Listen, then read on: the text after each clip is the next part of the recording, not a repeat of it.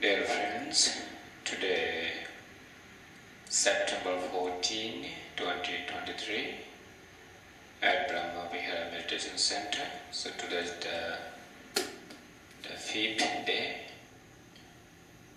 meditation retreat. So I would like to deliver Dhamma talk from Majjhima Nikaya, the middle discourses of the Buddha. Sutta number 55, Jivaka Sutta. So Jivaka is the guy who was the doctor of the Buddha. So whenever the Buddha was sick, so he did a treatment for him and for his disciple also. So one day he went to the Blessed One because he heard that some people were criticizing about him, because they was thinking that because of the Blessed One, people are killing the living beings and they offer the meat for him. So they blame about the Blessed One. So when the doctor Jivaka, he heard about it and he went to the Blessed One and he asked a few questions. So the Blessed One answered very clearly. So it became very clear to Jivaka. So he said, if somebody practice loving kindness, meditation, compassion, joy and equanimity. So if somebody offer the food to him, whatever they have, whether vegetarian or meat or fish, whatever they intend to offer, if you offer the food, accept their offering, so that way nobody can blame. So that's why, we as a monk, when I go for the alms round, so people, whatever they offer to us, whether vegetable or meat or fish, so you have to accept it. Okay? So you have to accept it. And then after accepting their offering, then we bless them. So you already saw that before yesterday, and even today when the people came here and I blessed them. You see? So when someone help you, you say thank you, right? It's exactly the same. When someone offers something to you, you say you bless them. Then it's thank you. I appreciate your donation. So if you don't give the thank you to them, then you'll be happy, because they work very hard. They prepare food, and they went to the supermarket and they bought vegetables and fish, meat, and after coming at home, they cook, they make the delicious curry, and then after coming here, they offer to you. So that way you have to give something. You have to bless them. We call in Pali anumodana, appreciation, blessing them, thank you. So exactly same here, when the Jivaka, he asked the questions to the Blessed One, and Blessed One explained in detail. So he was talking about, if any monk stay at a village or a town, if he practice loving kindness, radiate loving kindness to himself, and the neighborhood, people who are living in this village, so he radiate loving kindness, share loving kindness to them. And those people, when he'll go to the village, house to house for collecting the food, so if those people offer the food, do you think this is blamable? So then doctor said, no, Venerable Sir. So then he explained step by step about loving kindness, compassion, joy, and equanimity. So how a monk practice loving kindness, compassion, joy, and equanimity? So loving kindness we call him Pali Metta, and compassion Karuna, joy Mudita, and equanimity Upekkha. These four practices are called Brahma Vihara. So that's why this sentence name Brahma Vihara. Now you understand? So Brahma Vihara means loving kindness, metta, compassion, karuna, and joy, mudita, equanimity, upekkha. These four dhammas are called Brahma Vihara. So that's why I decided to give the name Brahma Vihara in this center, because I teach only Brahma Vihara. And then my doctorate dissertation is the Brahma Vihara leads to Nibbana. So that means when you practice loving kindness, compassion, joy, and equanimity, you definitely attain Nibbana. So if you practice every day in your life, all the time, whatever you are doing, any activities, right? So let me read this sutta. So this is the sutta number 55 from Majjhima Nikaya, the middle length discourses of the Buddha here. The middle length discourses of the Buddha. Sutta number 55. Thus by heart on one occasion the Blessed One was living at Rajaka in mango grove of Jivaka Kumara Bassa. So this is Jivaka Kumara Bassa, this is his full name. So he was living in mango grove in Rajagaha. You see, during the Buddha's time, so that guy, he was the doctor. He always did a treatment for the Buddha and for his disciples. So in this modern world, when you go in Thailand, in Burma, in Sri Lanka, and you'll see for the monks, they have the special hospital. We call monk hospital. They have the lay people, there are many lay people hospital. And in Thailand, in Burma, when I was there, so we always went to the monks hospital for doing the treatment when we were sick. So from the monks, they never charge, free of charge. So you'll go there and they'll do the treatment for you, and then they also give the medicine. You see, the free treatment.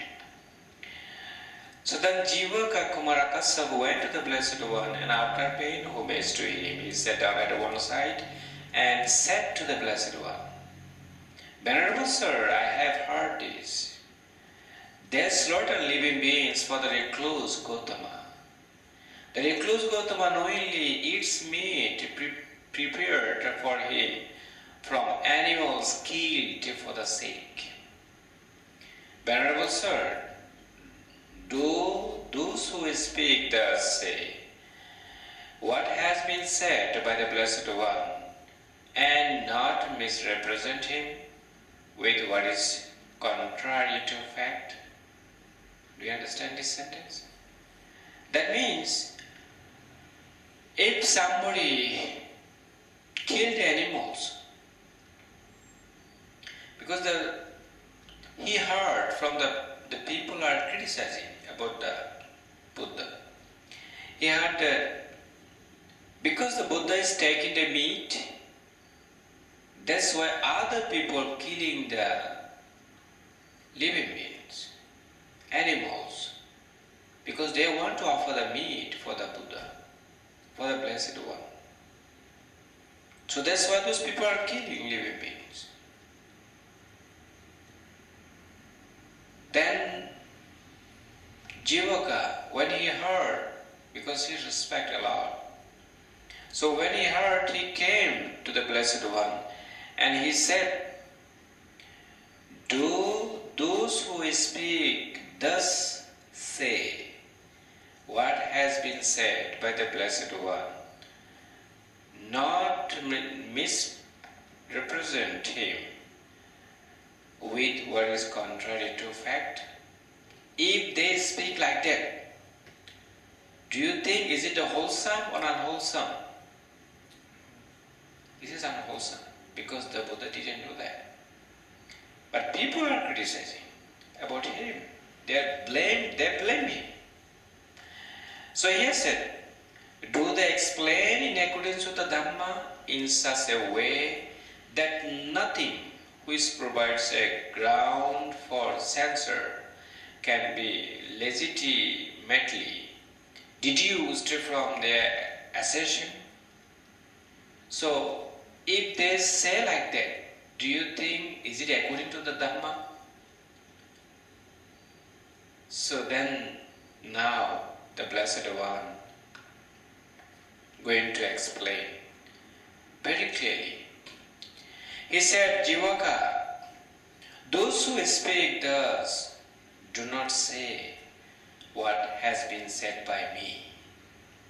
So what they are talking about, I didn't say that. Okay? I didn't say it, but they are talking about me because they are doing unwholesome action. But misrepresent me.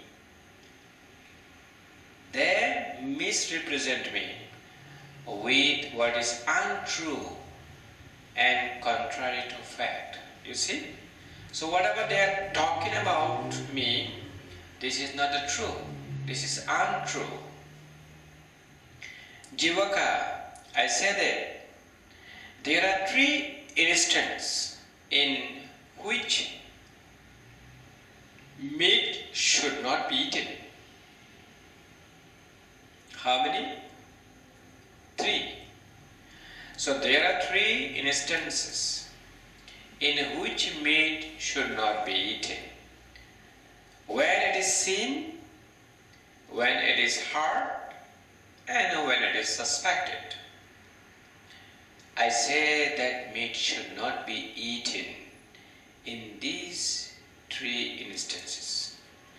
That means if you see somebody is killing the living beings, and then after killing they will offer the meat to you, you cannot accept that because you already saw that. You understand? And if you heard somebody told you, Venerable Sir, you know, my friend killed the living beings because he would like to offer the meat to you. So if I hear from you, from other people, so I cannot accept that meat. Okay?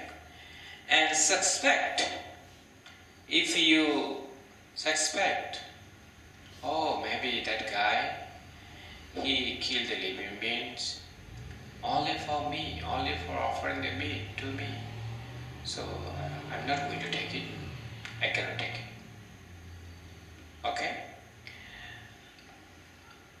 I say that there are the 3 instances in which meat should be eaten. When it is not seen, when it is not heard, when it is not suspected. I say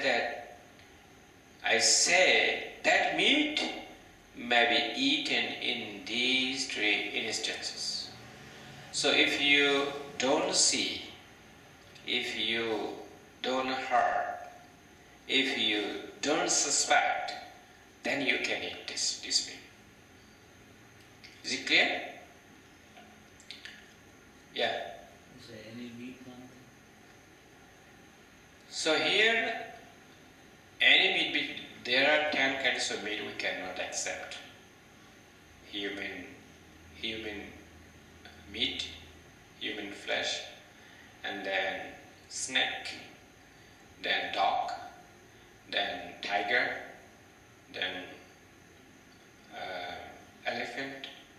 So there are 10 kinds of meat we cannot eat, according to Buddhism. Why those specific animals? Because if you eat the people meat, the people will kill one to another, for eating the meat, right? And then if you want to kill the tiger, so what will be? You may die. So this is very dangerous. And how about a snake? Can we kill the snake? Snake may bite you, it may pass away. And the poison. And then dog, no good. So I think there are a lot of explanation about it. Yes. Cow, actually, the Buddha said not to kill the cow. In the scriptures, there is one sutta. He said, please don't kill the cow. But he didn't say that, please don't eat the meat, the cow meat. He didn't say that. Okay? So cow meat is not there. But he said, do not kill the cow. Because cow give the milk. And we use the cow for planting the field. And cow is we can get a lot of benefit from the cow. That's why he said, do not kill the cow. Okay? So then he said, Jivaka here, some monk lives in dependence upon a certain village or town. He avoids perverting one quarter with a mind imbued with loving kindness. Likewise the second, likewise the third, likewise the fourth. So above, below, around and everywhere. And to all as to himself. He avoids perverting the all-encompassing world with a mind imbued with loving kindness, abundant, exalted, immeasurable, without hostility and without ill. So you see, he's talking about the advanced level meditation. So when you attain the fourth jhana, then you can practice this meditation, right? As I said, the sixth direction. So he said, the one quarter forward, likewise the second backward, likewise the third right side, left side, likewise the fourth right side, above, below and around, everywhere. So all directions. So he's going to talk about to the Jivaka, the advanced level meditation. Because the monks who are living in the village, so they are advanced meditator. That's why he's talking about those monks. And he said, because the monks who are living at the village or town, they always practice the loving kindness, the sixth direction, the radiate loving kindness, sixth direction. May all living beings forward be happy, peaceful, free from suffering from here, free from suffering, free from danger, free from difficulties. So they radiate loving kindness. Forward, backward, left side, right side, above, below, and around. Then a householder or a householder's son comes to him means comes to the monks, and invite him, say, for the next day's meal. The monk accepts if you like. So if you come to the center, you say, Bhante, Venerable Sir, I would like to invite you at my home. Please accept my invitations. I would like to offer the food to you. So if I think that this is the good, I can accept your invitation. And next day, I wear the robe, take the alms bowl, and I can go your home, right? And I can accept your food, I can bless you. Right? That's why he said, the monk accept if he likes.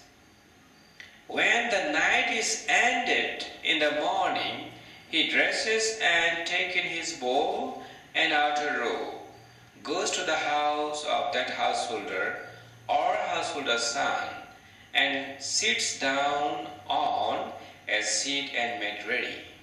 So whenever you invite the monks, you have to prepare the seat for him very nicely. You know, if you do not prepare the seat nicely for the monk, so the monk, if monk think that this is not a proper seat for me, so he will give Dhamma talk. This is in the discipline rule already mentioned that. So if somebody do not offer you seat very nicely, you should not give Dhamma talk. So here, if the householder and the householder's son, they already made ready for him, then the householder and the householder's son serves him with a good alms food. He doesn't think how much that householder and householder's son serves me with a good alms food, because the greed didn't rise in his mind. Because he doesn't have any attachments to the food. He was thinking that whatever people will give me the food, I have to accept it. That's why, see, here the Blessed One said, he doesn't think how good that the householder or householder's son serves me with good alms food. He didn't think that way. If only a householder or householder's sons might serve me with such good alms food in the future, he doesn't think thus. Even in the future, oh, that householder or householder's son, they should prepare food, the best delicious food for me. They never think that way. Who practice loving kindness meditation, compassion, joy, equanimity, they never think that way, okay? So whatever they receive, they are happy. For instance, when I asked him, how about your meditation and what breakfast do you like? He said, no, I just take a little bit breakfast. I don't eat too much, just lightly. You see, he doesn't have too much attachments to the food. So whatever we have the food, he just eat a little bit and take it. You know, some people, they are too much greedy about the food. And they say, this food is no good. And they are very angry. And they criticize about other. This is the bad food, this is the no delicious. But the people who practice loving kindness, compassion, joy, and equanimity, they never complain about the food. You know, including monk and lay people. So who are Brahma Vihara practitioner, they never complain. This food is no good, this food is good, this food is bad. They never say that. So people who are too much greedy about the food, they have attachment, they have craving about the food, only those people complain. You see? But the monks here who are practicing loving kindness, they never complain that. You see here, the Buddha said, he doesn't think thus. He eats that alms food without being tired to it, infatuated with it, and utterly commit to it, seeing the danger in it and understanding the escape from it.